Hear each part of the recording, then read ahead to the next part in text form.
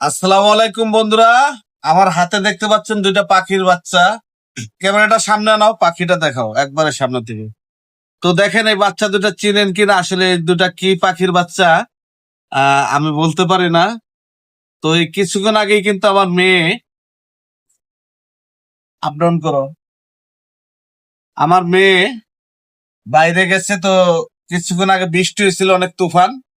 তো গাছের নিচে কিন্তু তিনটা পাখির বাচ্চা পেয়েছিল, এই সাইজেরই। তো তিনটার মাঝে একটা পাখির বাচ্চা মরে গেছে, অনেক উঁচু দিকে পড়ছে, তো একটা মারা গেছে। আর এই দুইটা পাখির বাচ্চা জীবিত আছে। আবার সাথে একটা ডিমও পেয়েছিল এই পাখিরই। তো বাচ্চা দুটো কিন্তু অনেক ছোট, খালি চোখ ফুটছে, এখনো নিজে নিজে নিয়ে খেতে পারে না। তো আনার পরে খুদ ছিল, খুদ খাওয়াইলাম। আসলে এই দুটো বাচ্চা কি করব ভাইবে পাইতেছি না। আসলে এমনি রাখলে এগুলা কি বাঁচবে কিনা সেটাও একটা চিন্তার বিষয়। তাছাড়া যে দুটো কোথায় দিয়ে আসবো সেটাও একটা চিন্তার বিষয়। কারণ আমিও পাই নাই, পাইছে আমার মেয়ে। কোন গাছের নিচে পাইছে বা কোথায় পাইছে সেটাও বলতে হবে না। তো যাই হোক, আপনারা যদি জানেন এই পাখির কি পাখির বাচ্চা, তাহলে নামটি অবশ্যই কমেন্টে বলে যাবেন।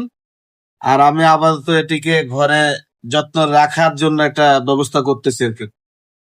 আর ভিডিওটি ভালো লাগলে অবশ্যই শেয়ার করে দিবেন।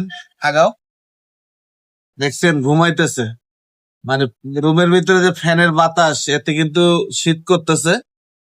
পশমগুলো কিভাবে ই হয়ে আছে। ঠিক আছে, ধন্যবাদ সবাইকে।